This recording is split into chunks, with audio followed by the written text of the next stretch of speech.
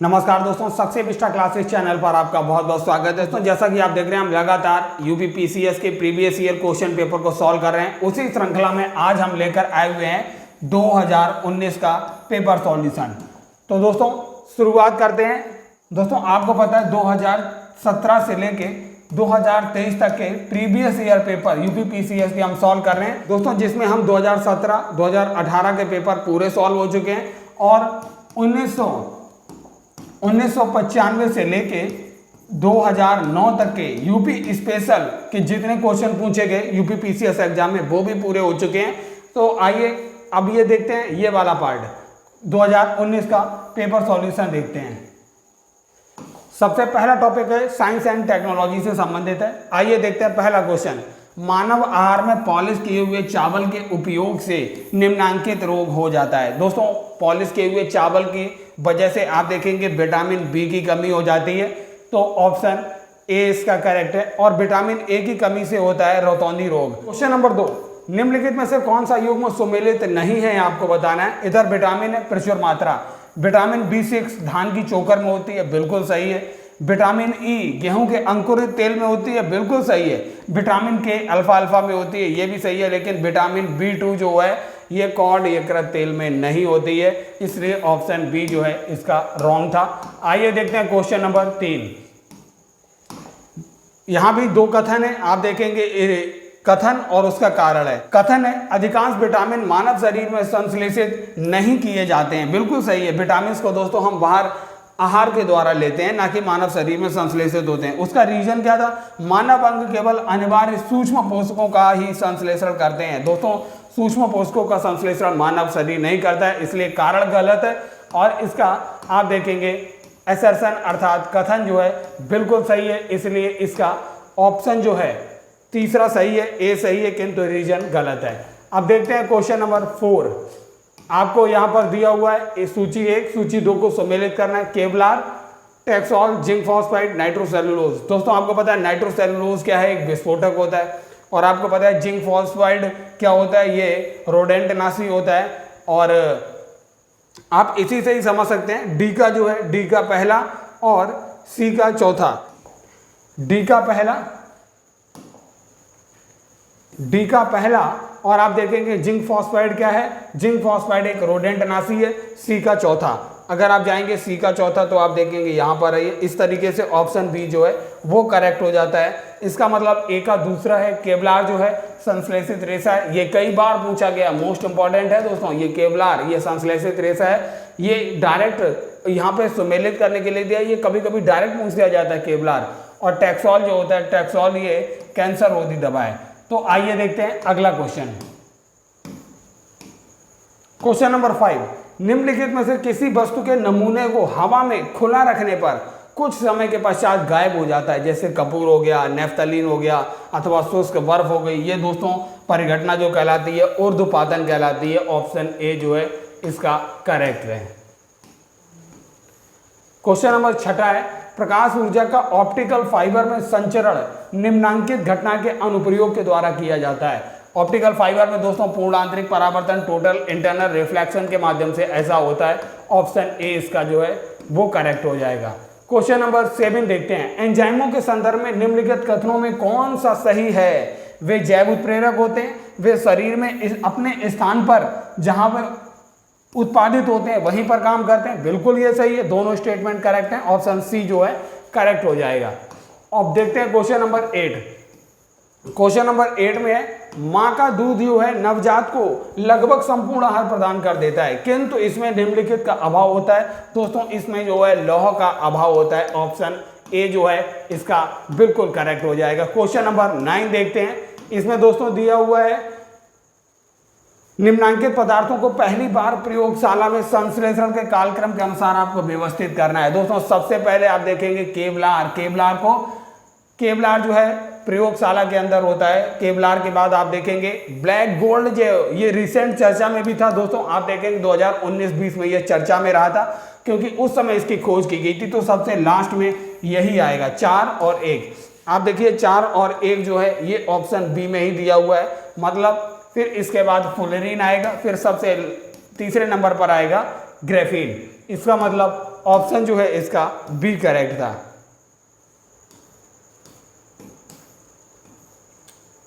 अब ये दोस्तों दिया हुआ था क्वेश्चन 10, बिब्लियोमेट्री क्या है। दोस्तों बिब्लियोमेट्री जो है सूचना प्रबंधन उपकरण है, ऑप्शन सी जो है ये करेक्ट है। ये कई बार टर्मिनोलॉजी पूछी जाती है, बिब्लियोमेट्री क्या है, सूचना प्रबंधन उपकरण है, तो इसको भी याद रखिए। क्वेश्चन नंबर 11 देखते हैं, गहरी कार्बन वेधशाला डीप कार्बन ऑब्जर्वेटरी को संबंध में आपको कथन दिए गए बताना है। यह वैश्विक अनुसंधान कार्यक्रम पृथ्वी पर कार्बन की भूमिका को आगे बढ़ाने के लिए है। बिल्कुल सही स्टेटमेंट है। यह गहरी माइक्रोबियल पारिस्थितिकी तंत्र के क्षेत्रीय अवलोकन के लिए है। दोस्तों ये भी करेक्ट है, इसका मतलब दोनों ऑप्शन इसके करेक्ट हो जाएंगे। क्वेश्चन नंबर 12, निम्नलिखित में से कौन सा जैविक नाइट्रोजन निर्धारण से संबंधित है। जैविक नाइट्रोजन निर्धारण किससे होता है, ब्लू ग्रीन एल्गी। आप देखेंगे नीला हरा शैवाल, ऑप्शन डी जो है इसका करेक्ट हो जाएगा। क्वेश्चन नंबर 13, धुआं स्मॉग जो होता है आवश्यक रूप से वायुमंडल में निम्नलिखित की उपस्थिति के कारण होता है, नाइट्रोजन तथा सल्फर के ऑक्साइड की वजह से होता है, ऑप्शन डी जो है इसका करेक्ट हो जाएगा। क्वेश्चन नंबर 14, श्याम विवर। दोस्तों ये ब्लैक होल आपने नाम सुना होगा, श्याम विवर क्या होता है। दोस्तों जो सिमट गया तारा, सिमटे हुए तारे को कहते हैं श्याम विवर, इसलिए ऑप्शन डी जो है इसका करेक्ट हो जाएगा। और क्वेश्चन नंबर 15, चंद्रयान 2 अंतरिक्ष यान को प्रक्षेपित करने के लिए इसरो के द्वारा किस जियोसिंक्रोनस उपग्रह प्रक्षेपण यान का प्रयोग किया गया। तो GSLV Mark 3 जो है M1 इसका प्रयोग हुआ था, ऑप्शन ए जो है इसका करेक्ट हो जाएगा। क्वेश्चन नंबर 16 देखते हैं, निम्नलिखित में से किस जीव का रक्त सफेद होता है। कई बार ये पूछा गया है दोस्तों, तिलचट्टा जो होता है, तिलचट्टे का रक्त जो होता है वो सफेद होता है। क्वेश्चन नंबर 17 देखते हैं, नाइट्रोजन स्थिरीकरण जीवाणु किस पौधे की जड़ के साथ संयोजन कर देते हैं। तो दोस्तों याद रखिए, जो नाइट्रोजन स्थिरीकरण वाले जीवाणु हैं ये दालों के पौधे जो होते हैं उनकी जड़ों के साथ संयोजन करते हैं, ऑप्शन ए इसका करेक्ट हो जाएगा। क्वेश्चन नंबर 18 देखते हैं, जब किसी साबुन के बुलबुले को आवेशित किया जाता है तो निम्न में से क्या घटित होता है। दोस्तों उसकी त्रिज्या, जब किसी साबुन के बुलबुले को आवेशित करोगे तो वह बढ़ेगा, आकार बढ़ेगा, मतलब उसकी त्रिज्या बढ़ेगी, इसका मतलब ऑप्शन ए इसका करेक्ट हो जाएगा। अब देखते हैं, आइए क्वेश्चन नंबर 19, निम्नांकित में से कौन सा सुमेलित नहीं है। दोस्तों ऑक्सीटोसिन क्या है, हार्मोन है, बिल्कुल सही है। दोस्तों रियोन जो है ये रूपांतरित स्टार्च नहीं है, रियोन जो है स्टार्च नहीं है। नियोप्रीन विशिष्ट रबड़ है, एस्पार्टेम संश्लेषित मधुरक है, इसका मतलब ऑप्शन डी करेक्ट है। रियोन जो है रूपांतरित स्टार्च नहीं है। क्वेश्चन नंबर 20 देखते हैं, निम्नलिखित में से कौन सा पदार्थ प्रोटीन नहीं है। दोस्तों आपको पता है लूतारा जो रेशम है, केश हैं, बाल हैं, खोर हैं, सारे प्रोटीन है, लेकिन ये कपास जो है ये सेलुलोज है, ना कि प्रोटीन है। क्वेश्चन नंबर 21 देखते हैं, थर्मस फ्लास्क में लंबे समय तक तरल पदार्थ गर्म या ठंडा रहता है क्योंकि ऊष्मा की कोई हानि प्राप्ति नहीं होती है। ऊष्मा की ना हानि होती ना प्राप्ति होती है, ना उसमें संचालन होता है, ना संवहन होता है और ना ही विकिरण होता है। इसका मतलब ऑप्शन ए और बी दोनों करेक्ट थे, इसका ऑप्शन सी इसका करेक्ट होगा। क्वेश्चन नंबर 22 देखते हैं, मानव शरीर में निम्नलिखित में से कौन सी ग्रंथि अंतःस्रावी एवं बहिस्रावी दोनों प्रकार की होती है। तो अग्नाशय जो है दोस्तों ये बहिस्रावी ग्रंथि भी है और अंतःस्रावी भी ग्रंथि है, इसका मतलब ऑप्शन सी करेक्ट था। क्वेश्चन नंबर 23 देखते हैं, निम्नलिखित में से किस पदार्थ में कैल्शियम विद्यमान है। दोस्तों आपको पता है कैल्शियम जो है जिप्सम में होता है, CaSO4 जो है इंटू 1/2 H2O जो होता है, या 2H2O भी होता है, अगर यहाँ 2 से मल्टीप्लाई करेंगे ये जिप्सम का फॉर्मूला होता है। तो दोस्तों आपको पता है इसमें कैल्शियम है, इसके फॉर्मूला हमने बताया आपको। अब देखते हैं क्वेश्चन नंबर 24, निम्नलिखित में से कौन सा सुमेलित नहीं है। सुमेलित नहीं है, सिल्वर ब्रोमाइड दोस्तों कृत्रिम प्रकाश संश्लेषण के लिए नहीं होता है दोस्तों, ये फोटोग्राफी में होता है, ऑप्शन ए ही सुमेलित नहीं है। सिल्वर आयोडाइड कृत्रिम वर्षा के लिए होता है, सही है। लिथियम बाइकार्बोनेट गठिया का उपचार करता है, बिल्कुल सही है। दूधिया मैग्नीशिया प्रति अम्ल, ये भी सही है, इसका मतलब ऑप्शन ए सुमेलित नहीं था। क्वेश्चन नंबर 25, तुलसी के पौधे का औषधीय महत्व निम्नलिखित की उपस्थिति के कारण होता है। दोस्तों फिनोल एवं जो फ्लेवोनाइड है, फिनोल एवं फ्लेवोनाइड की वजह से तुलसी का प्रयोग औषधि के रूप में किया जाता है। क्वेश्चन नंबर 26 देखते हैं, सुपोषण के संदर्भ में क्या सही है। यूट्रोफिकेशन दोस्तों क्या होता है, सुपोषण, यह जल निकाय के पोषक तत्व संवर्धन की घटना है। जल निकाय में पोषक तत्वों का संवर्धन होना ही सुपोषण कहलाता है। यह जल में घुलित ऑक्सीजन को कम कर देता है। जब सुपोषण होगा तो जल की ऑक्सीजन तो ऑलरेडी कम ही हो जाएगी। इसका मतलब दोनों ऑप्शन करेक्ट थे, ए और पहला और दूसरा, इसका मतलब सी ऑप्शन करेक्ट होगा इसका। अब देखते हैं क्वेश्चन नंबर 27, निम्नांकित में से कौन सा सुमेलित नहीं है। अलवणीकरण के द्वारा समुद्री जल, प्रतिलोम परासरण के द्वारा पेयजल, विकृतीकरण के द्वारा प्रोटीन, पाश्चुरीकरण के द्वारा दोस्तों चाय नहीं दूध वगैरह किया जाता है। इसका मतलब ऑप्शन डी जो है ये गलत था, बाकी के सही सुमेलित थे। 28 नंबर का क्वेश्चन देखते हैं, निम्नलिखित में से कौन सा एक शाकनाशक का उदाहरण है। दोस्तों आपको सोडियम क्लोरेट पता है, सोडियम क्लोरेट जो है ये एक शाकनाशक, शाकों का नाश कर देता है, इसलिए सोडियम क्लोरेट इसका करेक्ट ऑप्शन था। क्वेश्चन नंबर 29, गैस जो धान के खेत से उत्सर्जित होती है तथा भूमि के तापमान में वृद्धि करती है, मीथेन CH4, मीथेन जो है इसका ऑप्शन डी करेक्ट हो जाएगा। अब दोस्तों शुरुआत करते हैं भारतीय इतिहास एवं संस्कृति के क्वेश्चन। क्वेश्चन नंबर 30 है, नीचे कथन दिया गया और उसका रीजन दिया गया है। अकबर ने शेर शाह की तरह राज्य के सिक्कों के प्रचलन को नियमित करने का प्रयास किया। बिल्कुल सही बात है, अकबर ने शेर शाह की तरह सिक्कों का प्रचलन किया। शेर शाह की मुद्रा पद्धति के समान अकबर के समय का ताम्र का प्रमुख सिक्का दाम था, यह भी बात सही है। लेकिन दोस्तों आप देखेंगे रीजन जो है और असर्शन कथन जो है दोनों सही है, लेकिन रीजन इसकी व्याख्या नहीं कर रहा है, इसलिए आप देखेंगे ऑप्शन बी जो है इसका करेक्ट है, ऑप्शन बी दूसरा ऑप्शन करेक्ट है। अगला क्वेश्चन देखते हैं, क्वेश्चन नंबर 31, यहां पर इनको कालक्रम के अनुसार व्यवस्थित करना है। सबसे पहले देखते हैं सरनाल का युद्ध, बिलग्राम का युद्ध दोस्तों ये 1540 ईस्वी में शेर शाह सूरी और हुमायूं के बीच होता है। धर्मत का युद्ध दोस्तों, ये धर्मत का युद्ध औरंगजेब और दारा सिकोवा के बीच होता है। आप दोस्तों देखिए, अगर आपको ये दो ऑप्शन भी बताएं, बिलग्राम का युद्ध 1540, धर्मत का युद्ध औरंगजेब और दारा सिकोवा के बीच होता है, तब भी आप दोस्तों देखिए तीसरा जो है दूसरे से पहले तो नहीं आ सकता है, तीसरा दूसरे से पहले, तीसरा यहाँ भी दूसरे से पहले है।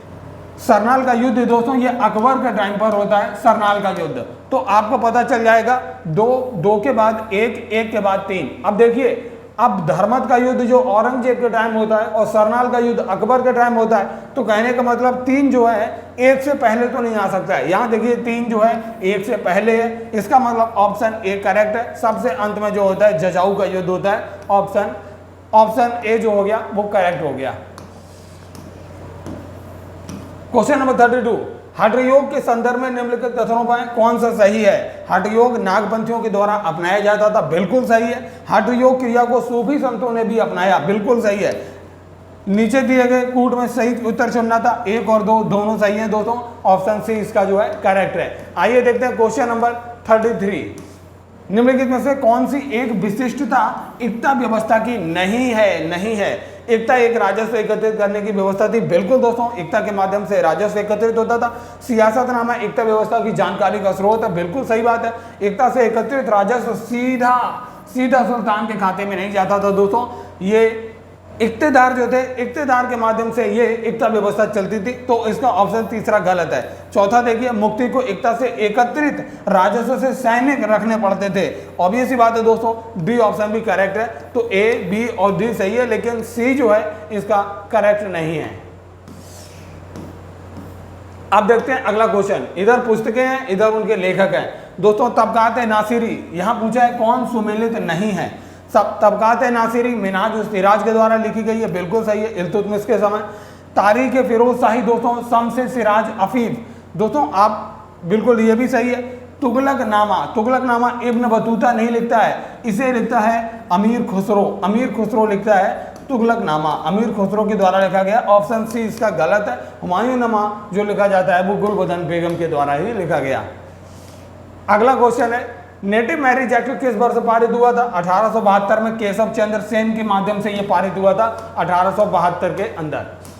क्वेश्चन नंबर 36, यहां पर आपको आंदोलन दिए गए हैं और इधर वर्ष दिया गया है। आइए दोस्तों मैच करते हैं। देखिए, पाबना विद्रोह जो होता है, दोस्तों देखिए, सबसे पहले पावना आंदोलन जो होता है ये 1873 से लेके 85 के बीच होता है। एका आंदोलन जो होता है 1922 में होता है। एका आंदोलन संथाल 1855-56 में होता है, काफ़ी फेमस है। ताना भगत जो है ये 1914 में होता है। इसलिए आप देखेंगे एका हो जाएगा दूसरा। एका दूसरा कहाँ पर है? एका दूसरा के बाद आप देखेंगे बी ऑप्शन में ही है, तो ऑप्शन बी करेक्ट हो गया। अगला क्वेश्चन है, निम्नलिखित कथनों में कौन सा सुमेलित नहीं है? दाम, ताम्र की मुद्रा, देसाई, राजस्व अधिकारी, दीवान, प्रांतीय राजस्व का प्रमुख। जरीब जो होता था ये एक प्रकार का कर नहीं होता था। जरीब दोस्तों, जरीब जो थी माप की इकाई थी, माप की इकाई। अगला क्वेश्चन है, सूची 1 को सूची 2 से सुमेलित करना है। मुल्ला दाऊद के द्वारा लिखा गया है चंदायन, और दामोदर कवि के द्वारा लिखा गया पद्मावती कथा। सोमनाथ, अमीर खुसरो के द्वारा आशिका लिखा गया है, जबकि सोमनाथ के द्वारा राग विबोध लिखा गया है। तो आप देखेंगे ए का हो गया पहला, बी का हो गया तीसरा, सी का हो गया चौथा और डी का हो गया दूसरा। तो 1 3 4 2, 1 3 4 2 ये जो है ऑप्शन बी जो है इसका करेक्ट हो जाएगा, 1 3 4 2। अगला क्वेश्चन है, निम्नलिखित राजाओं में किसने अकबर के पूर्व तानसेन को संरक्षण दिया था? तो दोस्तों भाटा का राजा रामचंद्र सिंह जो था, इसके द्वारा तानसेन को संरक्षण दिया गया था। भाटा का राजा रामचंद्र सिंह। और दोस्तों तानसेन का कई बार आपका बचपन का नाम रामतनु पांडे था, ये कई बार पूछा गया है, रामतनु पांडे। यूपीपीसीएस में ही कई बार पूछ लिया गया है। अगला क्वेश्चन है, यहां भी देखिए एक और दिया राजवंश, दूसरी ओर राजधानी दी है। तो पल्लवों की राजधानी कांची थी, बिल्कुल सही है। यादवों की राजधानी देवगिरी थी और पांड्य की राजधानी मदुरा थी। काकतियों की राजधानी वारंगल थी। अगला क्वेश्चन देखते हैं, क्वेश्चन नंबर 41। निम्नलिखित स्मारकों का कालक्रम के अनुसार आपको लगाना है, कालक्रम के अनुसार लगाना है। राबिया दौरानी का मकबरा औरंगाबाद में दोस्तों औरंगजेब के समय ये बनाया जाता है, औरंगजेब। शेरशाह सूरी का मकबरा दोस्तों ये 1545 ईस्वी के समथिंग बनता है। हुमायूं का मकबरा जो है, हुमायूं का मकबरा, ऑब्वियस ही बात है, हुमायूं का मकबरा शेरशाह के बाद में बनेगा, तो 1555-56 में बनता है। अटाला का मस्जिद जो है ये जौनपुर, दोस्तों ये सरकी डायनेस्टी जो थी, सरकी वंश जो था जौनपुर में, उसके द्वारा बनाई गई। तो सबसे पहले आएगा चौथा, सरकी डायनेस्टी 1400 के समथिंग रूल कर रही थी, तो सबसे पहले अटाला की मस्जिद आएगी। फिर इसके बाद आप देखेंगे फिर आएगा शेरशाह सूरी, मतलब चौथा के बाद दूसरा के बाद तीसरा आएगा, फिर आएगा 1, 4 2 3 1। इसका करेक्ट ऑप्शन हो जाएगा 4 2 3 1, 4 2 3 1। ऑप्शन बी जो है बिल्कुल करेक्ट है। अगला क्वेश्चन है, मनसबदारी व्यवस्था के संदर्भ में कौन सा कथन सही है? दोस्तों मनसबदारी व्यवस्था राज्य के कुलीन वर्ग से संबंधित थी, जिसे अकबर ने प्रारंभ किया, बिल्कुल सही स्टेटमेंट है। मनसबदारी का पद जो था वो पैतृक था? नहीं दोस्तों, मनसबदारी का पद पैतृक नहीं था, इसलिए ऑप्शन ए करेक्ट है, तो इसका केवल पहला। अब आपको दोस्तों यहाँ पर संधियां दी गई हैं, दूसरी सूची से मिलाना है उनका वर्ष। इलाहाबाद की संधि 1765 में होती है, काफ़ी फेमस संधि है दोस्तों। और मंगलौर और मद्रास की संधि दोस्तों आप देखेंगे, मंगलौर, मद्रास और श्रीरंगपट्टनम, ये जो है हैदर अली और अंग्रेजों के बीच और टीपू सुल्तान और अंग्रेजों के बीच संधियां हुई हैं। तो सबसे पहले आप देखेंगे मंगलौर की संधि 1784 में होती है, टीपू सुल्तान और अंग्रेजों के बीच। और मद्रास की संधि होती है 1769 ईस्वी में। और सालबाई की संधि होती है 1782 में। सालबाई की संधि दोस्तों मराठाओं की और अंग्रेजों के बीच में होती है। अगला क्वेश्चन है, आपको बताना है कि निम्नलिखित में से किस मंदिर को विदर्भ के खजुराहो के रूप में भी जाना जाता है? तो मार्कंडेश्वर जो है, मार्कंडेश्वर टेम्पल, इसे विदर्भ के खजुराहो के रूप में भी जाना जाता है। आइए देखते हैं क्वेश्चन। अब दोस्तों ये भारतीय राष्ट्रीय आंदोलन शुरू हो चुका है, मॉडर्न हिस्ट्री। सबसे पहले दोस्तों आपको देखना है जो आपको पता हो, सविनय अवज्ञा आंदोलन की शुरुआत कब होती है? 1930 में होती है। आप देखेंगे द्वितीय गोलमेज सम्मेलन कब होता है? द्वितीय गोलमेज सम्मेलन महात्मा गांधी जी इसमें पार्टिसिपेट करने जाते हैं, 1931 में ही हो जाता है। सांप्रदायिक निर्णय कम्युनल अवार्ड जो है ये 1932-33 में होता है। और इसके बाद भारतीय जल सेना अधिनियम 1927 में होता है। मतलब 1 2 3 4 इसका जो ऑप्शन करेक्ट हो जाएगा। अगला क्वेश्चन है, निम्न घटनाओं का कालक्रम में व्यवस्थित कीजिए और नीचे दिए गए कूटों को चुनिए। साइमन आयोग की नियुक्ति कब होती है? 1927-28 में होती है। जलियांवाला बाग हत्याकांड 13 अप्रैल 1919 को होता है। महात्मा गांधी का दांडी मार्च जो होता है ये मार्च 1930 में शुरू होता है। और फिरोज शाह मेहता की मृत्यु जो होती है 1915 ईस्वी में हो जाती है। आप बताइए, इसमें आपको सीक्वेंस में लगाना था, तो सबसे पहले क्या हुआ? चौथा ऑप्शन केवल 2 में है, इसमें और इसमें। इसके बाद आप देखेंगे क्या हुआ, इसके बाद होता है, इसके बाद जलियांवाला हत्याकांड होता है, तो ऑप्शन दूसरा आएगा। इसके बाद ऑप्शन दूसरा, ऑप्शन ए इसका करेक्ट हो जाएगा।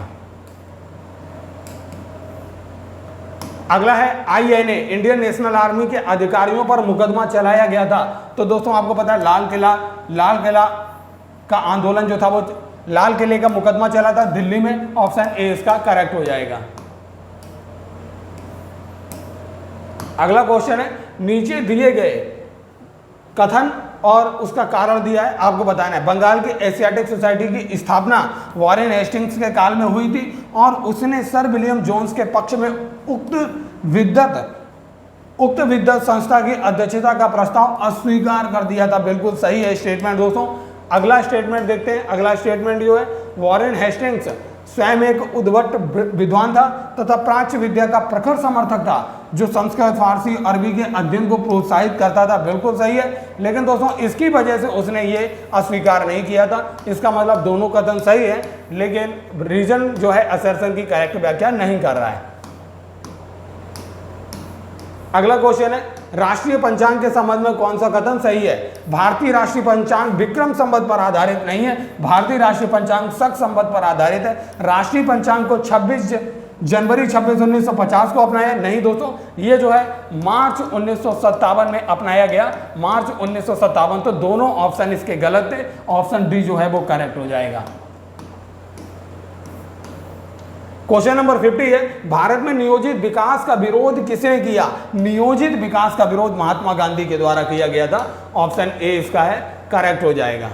अगला क्वेश्चन देखते हैं, क्वेश्चन नंबर 51, निम्नलिखित घटनाओं को कालक्रम में व्यवस्थित करना है। पूना पैक्ट कब होता है? 1932 ईस्वी में होता है। गांधी इरविन समझौता 1931 मार्च 1931 में होता है। क्रिप्स मिशन जो होता है, क्रिप्स मिशन 1942 में होता है। और सविनय अवज्ञा आंदोलन की शुरुआत 1930 में होती है। तो सबसे पहले क्या हो रहा है? सबसे पहले चौथा सविनय अवज्ञा आंदोलन, फिर इसके बाद गांधी इरविन समझौता, फिर पूना पैक्ट हो रहा है और सबसे लास्ट में क्रिप्स मिशन आ रहा है। अगला क्वेश्चन देखते हैं, असैनिक प्रशासन 1905 के संदर्भ में कौन सा कथन सही है? दोस्तों बंगाल डिवीजन 1905 में कर्जन के द्वारा किया जाता है और बंगाल डिवीजन इसी में आप देखेंगे स्वदेशी आंदोलन की शुरुआत हो रही है। लॉर्ड कर्जन ने प्रांतीय सीमाओं को पुनर्गठित करने का निर्णय किया। बिल्कुल सही बात है। पूर्वी बंगाल और आसाम नामक एक नए प्रांत का निर्माण भी किया गया, ये भी बात सही है। तो दोस्तों इस वजह से ऑप्शन जो है इसके दोनों करेक्ट हो जाएंगे, ऑप्शन बी। अगला क्वेश्चन देखते हैं। क्वेश्चन अगला, मुस्लिम लीग एवं भारतीय राष्ट्रीय कांग्रेस के बीच राजनीतिक गतिरोध को दूर करने के लिए CR फॉर्मूला किसने दिया था? राजगोपालाचारी ने दिया था। ऑप्शन बी इसका करेक्ट हो जाएगा।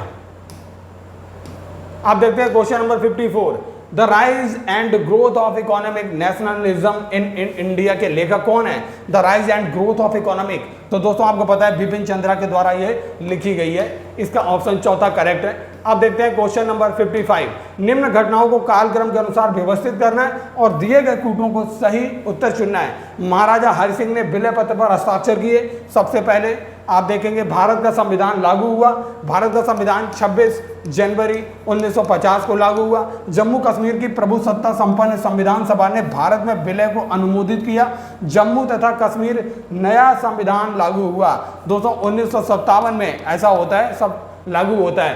तो निम्न घटनाओं के कालक्रम के अनुसार व्यवस्थित करना। सबसे पहले दोस्तों ये हुआ, फिर उसके बाद भारत का संविधान लागू हुआ, फिर जम्मू कश्मीर की प्रभुसत्ता संपन्न संविधान सभा ने भारत में विलय को अनुमोदित किया और सबसे अंत में जम्मू तथा कश्मीर राज्य का संविधान लागू होता है। तो इस वजह से 1 2 3 4 इसका करेक्ट ऑप्शन हो जाएगा तीसरा।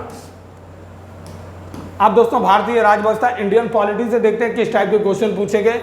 किस वर्ष में अकाउंटिंग को ऑडिटिंग लेखा परीक्षा से अलग किया गया? अकाउंटिंग को ऑडिटिंग से दोस्तों 1976 में अलग किया गया। ऑप्शन सी जो है इसका करेक्ट हो जाएगा।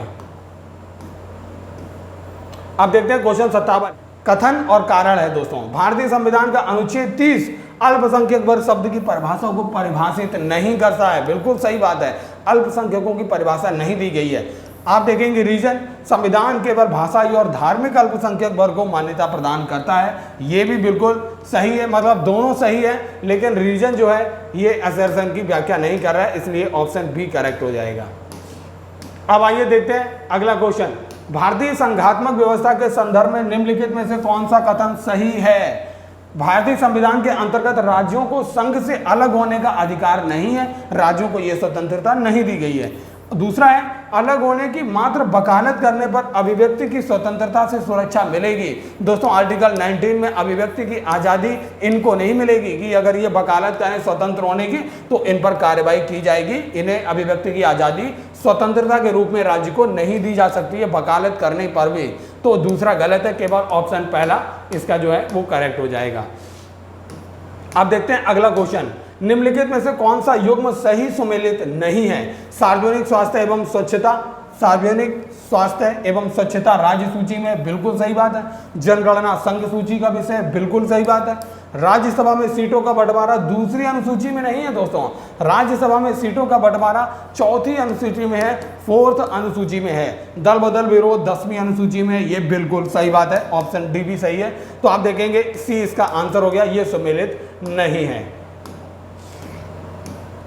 अगला क्वेश्चन है, भारत के संविधान की 11वीं अनुसूची में कितने विषय दिए गए हैं? दोस्तों 11वीं अनुसूची में आप देखेंगे 29 विषय दिए गए हैं, जबकि 12वीं अनुसूची में जो है 18 विषय दिए गए हैं। 12वीं अनुसूची में 18 और 11वीं अनुसूची में 29 विषय दिए गए हैं।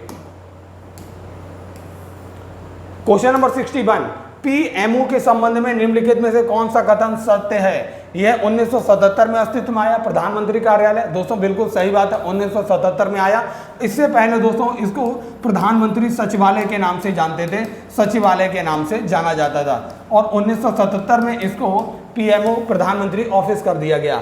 इसका प्रधान कैबिनेट जो होता है सचिव होता है, इसका प्रधान कैबिनेट सचिव होता है। बिल्कुल गलत बात है, इसका प्रधान कैबिनेट सचिव नहीं होता है। इस वजह से केवल ऑप्शन पहला सही था, केवल ए, सी ऑप्शन सही है। अगला क्वेश्चन, भारतीय संविधान की 6ठी अनुसूची के प्रावधान निम्नलिखित में से किस राज्य में लागू होते हैं? दोस्तों 6ठी अनुसूची में जो है, 6ठी अनुसूची में हमने आपको ट्रिक बताई थी, अमित्र मेघा, अमित्र मेघा, मेघा से हो गया मेघालय, आ से हो गया असम, मी से मिजोरम, त्रा से त्रिपुरा। आप देखिए नागालैंड नहीं होगा, सिक्किम नहीं है, उपरोक्त सभी नहीं है, केवल त्रिपुरा ही इसका करेक्ट ऑप्शन है। इस ट्रिक से आप याद रख सकते हैं। अगला क्वेश्चन है क्वेश्चन नंबर 63, निम्नांकित में से कौन सा सुमेलित नहीं है? दोस्तों बंदी प्रत्यक्षीकरण का मतलब होता है to have the body of, मतलब बंदी प्रत्यक्षीकरण का मतलब किसी कंडीशन में बॉडी प्रत्यक्ष रूप से आना चाहिए। ये जो है रिट जारी की जाती है सुप्रीम कोर्ट और हाई कोर्ट के द्वारा। परमादेश वी कमांड, कमांड दी जाती है, बिल्कुल सही है। प्रतिषेध टू बी सर्टिफाइड, दोस्तों ये गलत है, ये प्रतिषेध में नहीं होता है, बल्कि उत्प्रेषण जो होता है, उत्प्रेषण में ऐसा होता है, टू बी सर्टिफाइड उत्प्रेषण में होता है, ना कि प्रतिषेध में होता है। हाँ, अधिकार परीक्षा में वाई वॉट अथॉरिटी बिल्कुल सही है। इसका मतलब ये जो है ऑप्शन सी इसका करेक्ट है, यही गलत मैच था। प्रतिषेध में नहीं टू बी सर्टिफाइड होता है, बल्कि उत्प्रेषण में होता है। अब देखते हैं अगला क्वेश्चन, क्वेश्चन नंबर 64, धन विधेयक भारत के संविधान के किस अनुच्छेद में परिभाषित किया गया है? वार्षिक वित्तीय विवरण अनुच्छेद 110 में दिया गया है। अब देखते हैं क्वेश्चन नंबर 65। अगला क्वेश्चन है, निम्नलिखित में से भारत के संविधान के किसमें पर्यावरण संरक्षण एवं संवर्धन, वन्य जीव की रक्षा के लिए प्रावधान पाए जाते हैं? ऑब्वियस ही बात है दोस्तों, नीति निर्देशक तत्वों में भी ऐसा वर्णन किया गया है और मूल कर्तव्यों में भी कहा गया, तो ऑप्शन सी करेक्ट हो गया। आप देखते हैं 66 नंबर क्वेश्चन, पंचायतों के संदर्भ में निम्न में से कौन सा कथन सही है? आप देखिए 50% सीटें अनुसूचित जाति और अनुसूचित जनजाति की महिलाओं के लिए आरक्षित है। दोस्तों 50% नहीं है, बल्कि 1/3 लगभग 33% के अराउंड है। ग्राम सभा एक दूसरा है, ग्राम सभा एक निकाय है जिसमें गांव के रहने वाले सभी लोग, यहाँ सभी वर्ड दिया है, सभी नहीं होंगे, 18 वर्ष से ऊपर के जो नागरिक हैं वही होंगे। दूसरा भी गलत है। मध्यवर्ती स्तर पर एक पंचायत होगा, बिल्कुल सही बात है, इसलिए केवल ऑप्शन जो है तीसरा सही है, बाकी के दोनों ऑप्शन गलत हैं। केवल सी ऑप्शन इसका करेक्ट हो जाएगा, केवल 3।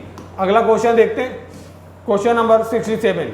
मजदूर किसान शक्ति संगठन, जो मजदूर किसान शक्ति संगठन है नामक सामाजिक आंदोलन भारत में निम्न में से किससे संबंधित है? जो राइट टू इंफॉर्मेशन एक्ट है, RTI, उन जो है ऑप्शन 20 का करेक्ट है। क्वेश्चन नंबर 68 देखते हैं, किसने कहा भारत एक अर्ध संघात्मक राज्य है? दोस्तों कई बार पूछा गया है, कैसी वियर के द्वारा यह कहा गया है, कैसी वियर के द्वारा कहा गया भारत एक अर्ध संघात्मक राज्य है, ऑप्शन चौथा इसका करेक्ट हो गया। अब देखते हैं क्वेश्चन नंबर 69। नीचे दिए गए हैं कथन और कारण। केंद्रीय कानूनों का संवैधानिक वैधता के संबंध में भारत के सर्वोच्च न्यायालय की अनन्य अधिकारिता है। बिल्कुल सही बात है। क्यों? क्योंकि वह सर्वोच्च न्यायालय भारतीय संविधान का संरक्षक है, इसलिए वह किसी भी कानून की संवैधानिक वैधता चेक कर सकता है। तो इसलिए ए भी सही है, आर भी सही है और रीजन भी करेक्ट, बिल्कुल सही एक्सप्लेन कर रहा है, ऑप्शन ए इसका करेक्ट हो जाएगा। अगला क्वेश्चन देखते हैं, 70 नंबर क्वेश्चन। भारत में राष्ट्रीय पंचायती राज दिवस कब मनाया जाता है? पंचायती राज दिवस 24 अप्रैल को मनाया जाता है, ऑप्शन डी जो है इसका करेक्ट हो जाएगा। अब देखते हैं क्वेश्चन नंबर 75। क्वेश्चन नंबर 71, जो 42वें संविधान संशोधन द्वारा किस अनुच्छेद के माध्यम से श्रमिकों की प्रबंधन में भागीदारी सुनिश्चित की गई? तो अनुच्छेद 43A बहुत इंपॉर्टेंट है, मोस्ट इंपॉर्टेंट। कई बार ये अनुच्छेद 43A किसी न किसी रूप में आपके सामने आकर खड़ा हो जाता है PCS एग्जाम में। क्वेश्चन नंबर 72, संविधान की प्रस्तावना का विधिक स्वरूप क्या है? संविधान की प्रस्तावना का विधिक स्वरूप है यह लागू नहीं किया जा सकता है, ऑप्शन बी जो है बिल्कुल करेक्ट हो जाएगा। क्वेश्चन नंबर 73 देखते हैं, भारतीय संविधान के अनुच्छेद 162 के शीर्षक के संबंध में कौन सा सही है? दोस्तों ये UPPCS का एग्जाम है, इसलिए राज्य आप देखेंगे जो राज्य का वर्णन किया गया है उससे संबंधित है। 162 आर्टिकल में क्या दिया गया है? राज्य की कार्यपालिका की शक्ति का विस्तार किया जा सकता है। जो राज्य सूची के विषय में राज्य कानून बना सकता है उसी का विस्तार किया जा सकता है, कार्यपालिका शक्ति के विस्तार हो सकता है। तो यही बात 162 अनुच्छेद कर रहा है। क्वेश्चन देखते हैं, भारतीय अर्थव्यवस्था, इंडियन इकोनॉमी से। अब देखते हैं क्वेश्चन, निम्नलिखित में से कौन सा भारत में सतत विकास के लक्ष्यों को कार्यान्वयन के लिए एक नोडल संस्था है? सतत विकास लक्ष्यों को कौन करता है? योजना आयोग, विनिवेश आयोग, नीति आयोग। पहले दोस्तों योजना आयोग था, लेकिन अब इसका ऑप्शन सी करेक्ट है, नीति आयोग। अब देखते हैं क्वेश्चन नंबर 75, लघु उद्योगों के लिए बनी समितियों को कालक्रम के अनुसार व्यवस्थित करना है और नीचे दिए गए कूटों में सही उत्तर चुनना है। नायक समिति दोस्तों 1991 में बनती है, आबिद हुसैन समिति 1988 में बनती है और MS कोहली की समिति 2015 में बनती है और कार्वे समिति जो है 1955 में बनती है। तो सबसे पहले 1955 कार्वे समिति बनेगी, आप इसी से इसका आंसर टिक कर देंगे। सबसे पहले चौथा आएगा, ऑप्शन सी करेक्ट है। यहां पर आपको सूची 1 और 2 दी है, मैं ऐलान करना है। अंधत्व नियंत्रण हेतु राष्ट्रीय कार्यक्रम, समन्वित बाल विकास कार्यक्रम, राष्ट्रीय कुष्ठ निवारण कार्यक्रम, राष्ट्रीय ग्रामीण स्वास्थ्य मिशन।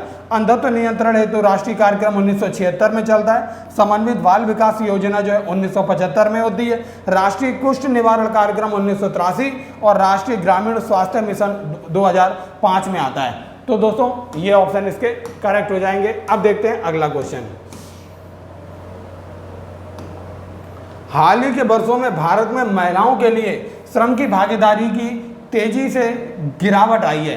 तो दोस्तों ये बिल्कुल सही है, पारिवारिक आय में सुधार एवं शिक्षा में वृद्धि के कारण इसे श्रम की भागीदारी में गिरावट आई है। दोस्तों रीजन भी सही है, लेकिन यही पे एक मेन रीजन नहीं है जिसकी वजह से गिरावट आई है। तो रीजन भी सही है, असर्शन भी सही है, लेकिन एक्सप्लेनेशन नहीं सही है, इसलिए ऑप्शन बी इसका करेक्ट हो जाएगा। असर्शन का रीजन जो है वो सही नहीं है। क्वेश्चन नंबर 78, भारत में निर्भरता अनुपात डिपेंडेंसी रेशियो घट रहा है। दोस्तों आपको पता है कार्यशील जनसंख्या क्या होती है? 1559 वर्ष की जनसंख्या जो होती है वह कार्यशील है। जब यही बढ़ रही होगी, सापेक्षता अधिक है, इस वजह से डिपेंडेंसी रेशियो भी कम हो रहा होगा। क्वेश्चन देखते हैं 79, निम्नलिखित में से कौन सा एक सतत विकास लक्ष्य SDG भारत में 2030 तक सभी के लिए पानी की उपलब्धता, इसके स्थायी प्रबंधन को लक्षित करेगा? SDG 6 जो है ये पानी की उपलब्धता से संबंधित है, ये कई बार पूछा गया SDG 6 याद रखिए। क्वेश्चन नंबर 80 देखते हैं। समृद्धि की सीमा की अवधारणा का प्रतिपादन किसके द्वारा किया गया? समृद्धि की सीमा दोस्तों क्लब ऑफ रोम के द्वारा किया गया। ऑप्शन ए इसका करेक्ट हो जाएगा। क्वेश्चन 81, वर्ष के अधिकांश हिस्से में बेरोजगार रहने वाले व्यक्तियों की संख्या को क्या कहा जाता है? सामान्य स्थिति बेरोजगार। जो वर्ष भर अधिकांश समय बेरोजगार रहते हैं उनके लिए है सामान्य स्थिति बेरोजगार। ऑप्शन ए करेक्ट है। क्वेश्चन नंबर 82, कॉर्पोरेट सामाजिक उत्तरदायित्व CSR के संबंध में कौन सा कथन सही है? कंपनी एक्ट 2014 ने CSR को अनिवार्य बना दिया। दोस्तों 2014 कंपनी एक्ट नहीं था, 2013 था। पहला ऑप्शन गलत हो गया।